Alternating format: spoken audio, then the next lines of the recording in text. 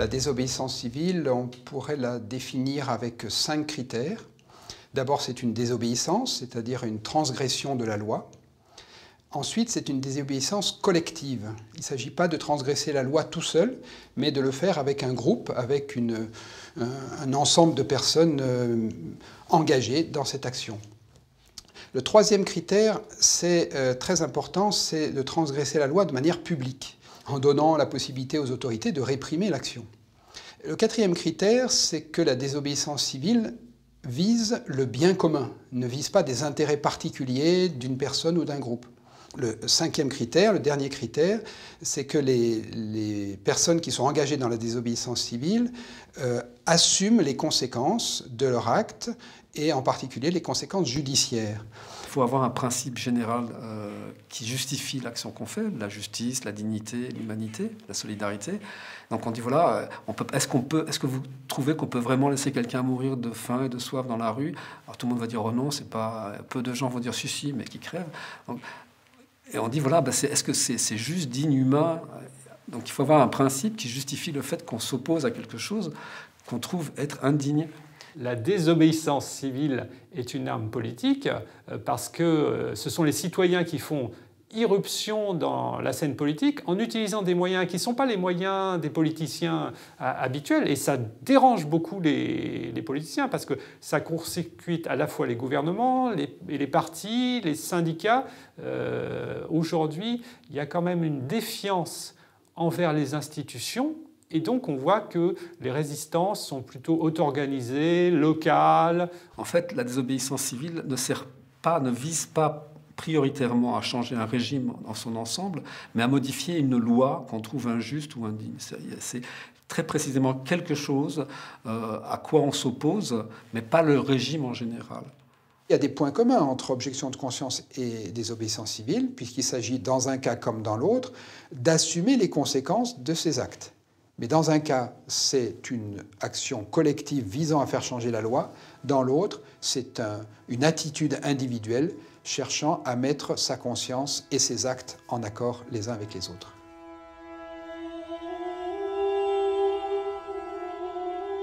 Est-ce que Jésus n'emprunte pas directement la voie de la résistance?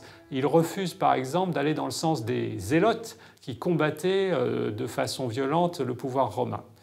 Quand on lui demande s'il doit payer l'impôt à César, c'est évidemment un piège. S'il répond oui, eh bien, il devient collaborateur, complice des Romains. Et s'il répond non, il est du côté de la résistance violente contre les Romains. Et Jésus se sort de ce piège en disant il faut rendre à chacun ce qui lui revient, à César ce qui est à César et à Dieu ce qui est à Dieu. L'enjeu, c'est de garder sa liberté tout en acceptant des structures qui sont imparfaites, qu'on pourrait estimer injustes par certains côtés. Mais Jésus refuse là de rentrer dans une logique de résistance directe au pouvoir romain. C'est une résistance spirituelle qui remet, qui relativise le pouvoir. Dans le Nouveau Testament, il y a également des situations de désobéissance. On pourrait prendre dans la première Église, d'abord dans le livre des Actes des Apôtres, l'apôtre Pierre qui déclare qu'il faut obéir à Dieu plutôt qu'aux hommes et qui refuse de s'interdire d'évangéliser et qui préfère donc subir la persécution que de se soumettre à cette décision. Le contexte de l'Apocalypse, c'est le problème de l'empereur qui demande d'être adoré comme un dieu. Et c'est intolérable pour les chrétiens, bien entendu.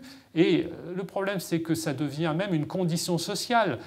Pour conclure des contrats commerciaux, ils doivent être conclus au nom de l'empereur. Et l'on voit que les chrétiens qui refusaient d'adorer comme un dieu l'empereur, eh bien, il y avait des conséquences financières, etc. Donc c'était une résistance qui n'était pas seulement religieuse, elle avait aussi des conséquences sociales.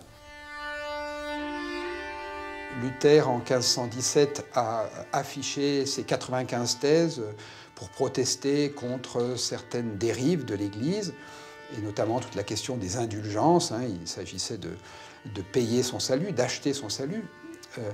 Il dénonce donc un certain nombre de travers de l'Église, et il est convoqué devant la diète de Worms, et devant la diète, on lui demande de se rétracter, c'est-à-dire de revenir sur ses affirmations et sur ses protestations. Eh bien, il dit « Je ne me soumets qu'à ma conscience et à la parole de Dieu ». Donc, il a une base pour résister au pouvoir de l'Église. Si cette Église diverge de la parole de Dieu, si cette Église heurte sa conscience, la soumission n'est pas automatique. Et bien là, on voit émerger la notion de conscience individuelle, mais éclairée par la Bible, par l'Écriture sainte. On ne peut pas parler de désobéissance civile avec Luther, d'abord parce que le mot n'existe pas, mais aussi parce qu'il s'agit de l'acte d'un homme seul. Il ne s'agit pas d'essayer de faire changer la loi. Il s'agit plutôt, dans un premier temps en tout cas, de la part de Luther, d'être en accord avec sa conscience. Et c'est ensuite alors qu'un grand mouvement va le suivre, mais c'est la conséquence. Dans un premier temps, Luther est un homme très seul.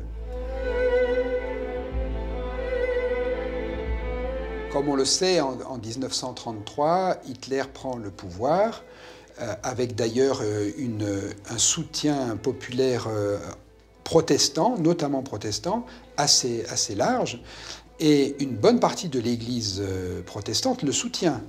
Ce qui va déclencher l'entrée en résistance de l'Église confessante, c'est lorsque le régime nazi va licencier tous les pasteurs qui ont une ascendance juive. Dietrich Bonhoeffer, pour sa part, est évidemment l'un des piliers de l'Église confessante, mais il trouve que l'Église confessante est trop timide et il voudrait qu'elle s'engage bien au-delà, et notamment contre les persécutions à l'égard des Juifs. C'est au nom de la soumission première au Christ que, en tant que théologien, Bonhoeffer résiste et décide de passer à un moment donné de la résistance spirituelle à la résistance active, puisqu'il va participer à un attentat contre Hitler. Par la porte entrebâillée du baraquement, juste avant qu'on enlève leurs vêtements aux condamnés, j'ai aperçu le pasteur Bonhoeffer. Et il le paiera de sa vie, effectivement, puisqu'il mourra en avril 1945. Il était à genoux devant son Dieu dans une intense prière. La manière parfaitement soumise et sûre d'être exaucée, dont cet homme extraordinairement sympathique priait, m'a profondément bouleversé.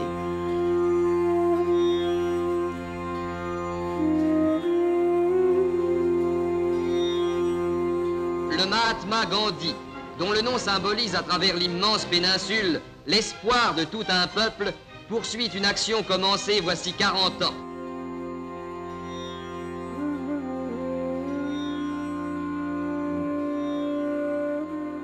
La désobéissance civile n'est pas propre aux démocraties.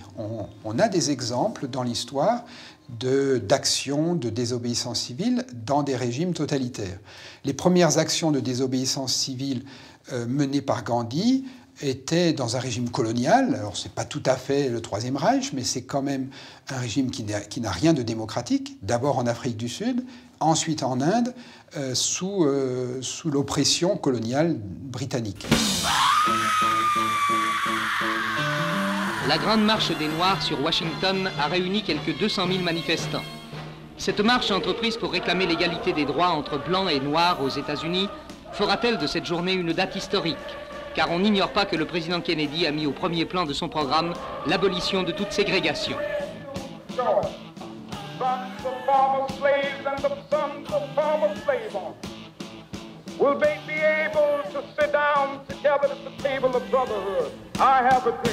Martin Luther King et ses amis ont eu recours à la désobéissance civile de manière à ce que le pouvoir politique prenne en compte les intérêts de toute la population, qui est pas seulement les intérêts de la population noire, mais les intérêts de l'ensemble de la population américaine, qui est de vivre dans une démocratie sans ségrégation.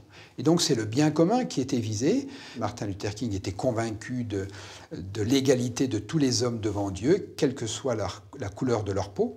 C'est donc des principes théologiques, des principes de foi qui l'ont motivé, mais c'est un engagement politique au nom de sa foi. Martin Luther King, là, c'est remarquable, il a toujours tenu ferme cette option de la résistance non violente. Et c'était aussi au nom de l'amour. Ce qu'il voulait, c'est le but de cette non-violence, c'était la réconciliation. Que les enfants noirs et les enfants blancs puissent être ensemble dans les mêmes écoles, etc. Hein. C'est ce qu'il dit dans son fameux discours I Had a Dream. C'est donc un exemple assez puissant de l'efficacité de la désobéissance civile, sans qu'il y ait mort d'homme. Il y a eu des morts, mais du côté des protestataires, jamais de la part des protestataires, et sans qu'il y ait de violence, et en un temps relativement bref. Au grand jour et sans état d'âme, près d'un millier de faucheurs volontaires est venu arracher pied par pied ces plants de maïs transgéniques. Le collectif des faucheurs volontaires, créé en 2004, est illégal. Mais son porte-drapeau, José Bové, n'en est pas à sa première condamnation, lui appelle les anti-OGM, à travers ce type d'action, à la désobéissance. Pour la première fois, nous lançons une campagne de désobéissance civile, c'est-à-dire que de manière délibérée, nous allons enfreindre la loi, puisque le gouvernement ne veut pas changer sa politique par rapport aux OGM. Là, on peut parler de désobéissance civile, puisqu'il s'agit de transgresser la loi, puisqu'on va faucher des champs, de manière publique, de manière collective et en assumant les conséquences, puisque les faucheurs volontaires acceptent d'être traînés devant les tribunaux. Et ils le font aussi pour le bien commun, c'est-à-dire en attirant l'attention sur les risques d'une prolifération des produits OGM. Voilà, et là, des gens arrachent et se déclarent désobéissants en demandant à être jugés au tribunal pour justement que la loi soit modifiée. Un des aspects très importants qui est rarement compris, c'est que c'est la sanction qui est importante dans la désobéissance et pas le fait de refuser de faire quelque chose.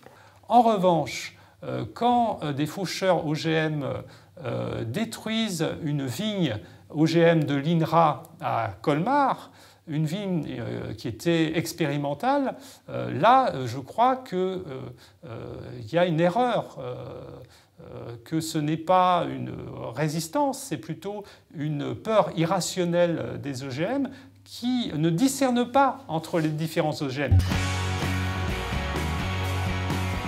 Ces militants se font appeler les zadistes pour zone à défendre. En l'occurrence, cette forêt qui doit disparaître pour permettre la construction d'un barrage. Il y a toute forme de lutte, les barricades, les arbres. Mais si les gens restent que pacifiques, on ne fait même pas parler de nous parce que les médias, ils s'intéressent quand il y a à nous que quand il y a de la violence. En septembre dernier, les opposants au projet investissent devant les caméras les locaux du Conseil général.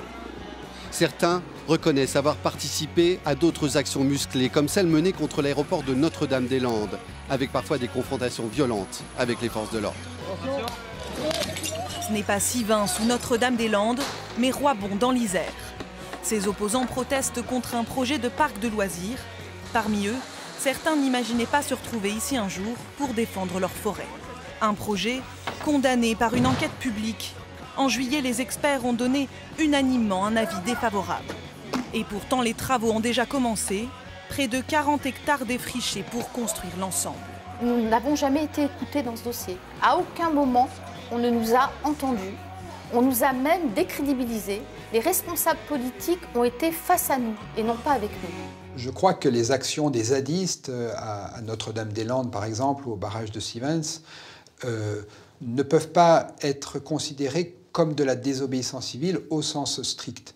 Ce sont des actes de résistance qui ont toute leur valeur, qui ont toute leur pertinence, mais qui jouent à la fois sur des stratégies non violentes et des stratégies de résistance violente.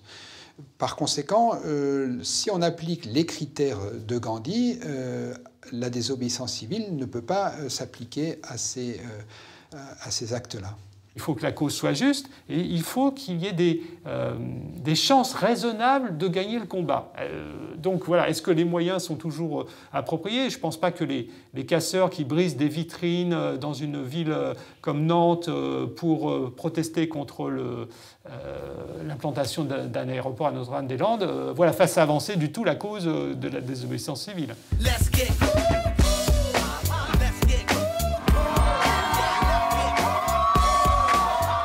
Mobilisation coup de poing des lycéens ce matin qui ont créé la surprise en investissant la place de la Nation à Paris.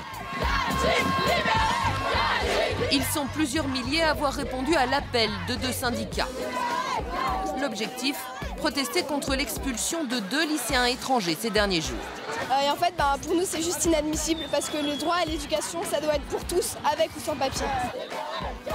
Toujours à Paris, les lycéens ont bloqué un peu plus tôt ce matin plusieurs établissements, comme ici le lycée Charlemagne. En tout, il y aurait au moins une vingtaine de lycées perturbés par le mouvement. Il y a des gens qui sont arrivés sur le territoire puis qui n'ont pas l'autorisation de rester parce qu'ils n'ont pas de statut de réfugié, voilà, qui sont sans papier. Et donc là se pose la question de leur hébergement, mais aussi de leurs enfants, hein, qui ont un droit aussi à l'éducation. Hein. Par exemple, ce droit-là, il est mentionné dans la Déclaration universelle des droits de l'homme. Donc le droit à l'éducation, au savoir quand on est enfant.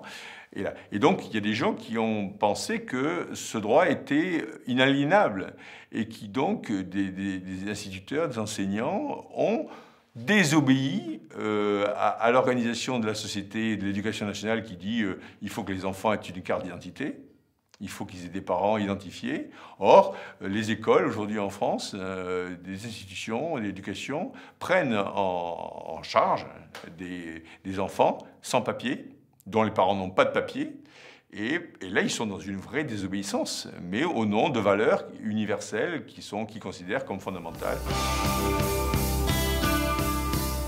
Cette jeune femme avait hébergé un sans-papier. Le procureur du tribunal correctionnel d'Orléans réclamait 2 mois de prison. Ce réquisitoire n'a pas été suivi. Je suis fière de l'avoir aidé, honnêtement, et j'aiderai encore les sans-papiers, ouais. C'est même une obligation d'aider les autres, qu'ils aient ou non des papiers.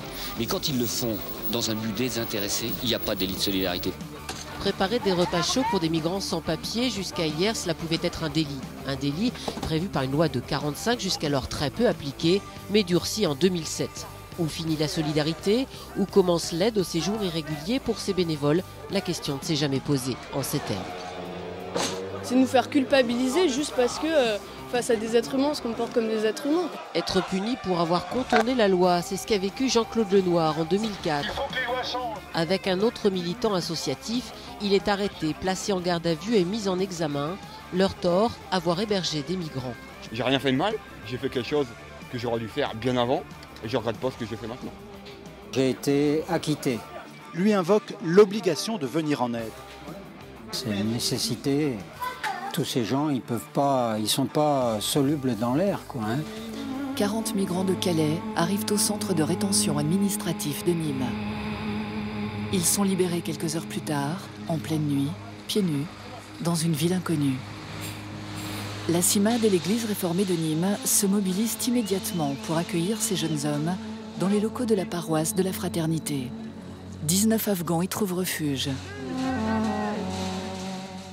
Il me semble que le commandement d'amour du prochain est là supérieur à une soumission mécanique à la loi. Et voilà, quand je me trouve devant une personne en détresse, eh bien, voilà, ma conscience me pousse à l'aider et pas forcément à lui demander d'ailleurs ses papiers. Là, il y a une véritable lutte qui s'est... Alors, évidemment, dire c'est de la désobéissance civile, ça l'est, effectivement, puisqu'il est interdit de venir en aide à un clandestin.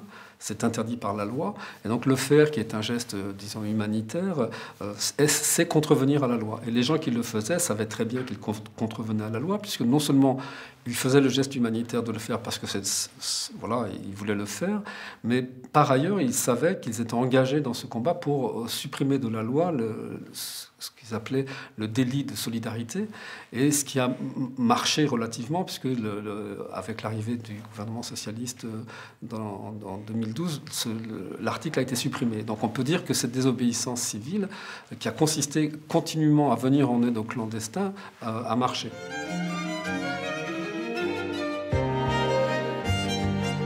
À la mairie de Montfermeil, en banlieue parisienne, le maire prévient, il sera d'une intransigeance totale. Je ne célébrerai pas de mariage homosexuel. Dans ce cas-là, si la loi était votée, vous seriez en dehors de la loi? Monsieur, au-dessus de la loi, il y a la conscience. Vienne, 30 000 habitants. Monsieur le maire n'appliquera pas la loi. Cet élu UMP, ancien député, refuse de célébrer tout mariage homosexuel dans sa mairie. Il est vrai que quand je célèbre les mariages, je suis le représentant de l'État, je connais les sanctions, la suspension, rien ne me fera changer d'avis et d'idée. De nombreux maires souhaitent qu'un droit de retrait leur permettant d'invoquer un problème de conscience soit inscrit dans la future loi. D'autres sont déjà entrés en résistance. Je rappelle que la loi s'applique de la même façon pour tout le monde et que cela concerne en particulier les élus qui, en effet, n'auront juridiquement pas le choix. En général, la forme de l'action politique qu'est la désobéissance civile, elle va toujours avec l'extension des droits des personnes. Et c'est pourquoi on s'est permis de dire que les maires qui prétendaient se mettre en désobéissance civile ne faisaient pas de la désobéissance civile, mais étaient dans une action de sédition ou de retrait ou même d'illégalité absolue, parce que simplement, on ne peut pas décréter qu'on désobéit pour supprimer les droits des personnes. Si on est en démocratie, eh bien, on doit admettre la loi de la majorité, et si on n'est pas en accord avec la majorité, il faut attendre les prochaines élections. Par conséquent, beaucoup de nos contemporains considèrent que la désobéissance civile n'a pas sa place en démocratie parce qu'elle est une contestation du principe même de la démocratie, alors que c'est l'inverse. La désobéissance civile cherche au contraire à rendre la démocratie plus fidèle à ses principes. La désobéissance civile dans les démocraties, nous semble-t-il, c'est juste laisser ouvert un débat sur une question qu'on trouve qui nécessite encore plus de réflexion. C'est qu'on n'a pas encore fini de réfléchir sur ce problème-là, par exemple, quel est le droit des étrangers, quel est le droit des femmes, le droit des homosexuels. Donc il y a énormément de droits sur lesquels on peut encore ouvrir le débat. Et la désobéissance civile, c'est... Voilà, comme pour les OGM, comme pour les clandestins, comme pour l'euthanasie aussi, c'est déclarer qu'on a mis fin à la vie de quelqu'un d'un proche parce qu'on considère que la loi ne nous rend pas justice ou ne rend pas justice à ces personnes qui demandent à mourir dignement. Dans tous ces cas-là, cet acte, la désobéissance civile, peut laisser ouvert le débat public, même si ça ne modifie pas directement la loi. En tout cas, on ne se tait pas sur un sujet qu'on trouve être encore important. Et ça pose beaucoup de problèmes, en particulier, est-ce que c'est légitime de le faire ? La désobéissance civile est un excellent signe de la bonne santé démocratique, de la vitalité intellectuelle, sociale, collective, politique, de la prise en compte du politisme, c'est-à-dire de la cité. Et donc, il est de notre responsabilité des citoyens de prendre en charge ça. Disons d'une certaine manière, c'est comme un dernier recours qui sert d'aiguillon à améliorer la démocratie. Semble-t-il. C'est que s'il n'y avait pas cette possibilité quand même en dernier recours que des citoyens ordinaires expriment le rejet d'un texte qui normalement les concerne puisqu'ils sont citoyens, donc s'il n'y avait pas cette dernière chose-là, on se demande si la démocratie avancerait aussi. C'est-à-dire que souvent la démocratie a avancé, ou en tout cas l'extension du domaine du droit a avancé avec des actes qui venaient dire à quel point une situation précédente était injuste ou indigne. Elle n'est pas vertueuse en elle-même, la désobéissance civile. Et chacun va être obligé de se positionner par rapport à ce qu'il estime juste ou non. Je dirais qu'une démocratie qui n'est pas sûre d'elle-même, une démocratie qui est quelque peu chancelante, peut assez facilement virer vers un régime fort, vers un régime autoritaire, si des actions de désobéissance civile la fragilisent encore plus. C'est donc paradoxalement dans des démocraties fortes, très démocratiques, je dirais, que la désobéissance civile se justifie d'autant plus. Il faut laisser, me semble-t-il, la désobéissance civile, cette expression sauvage d'une revendication que personne n'attend. Voilà, c'est comme une fleur qui naît dans un champ, personne ne savait que ça allait sortir, c'est sorti. Et je crois que c'est ça la beauté aussi de la désobéissance civile, c'est que ça permet cette expression libre, sauvage, d'une envie de changement ou de rectification de quelque chose que personne n'avait vu auparavant.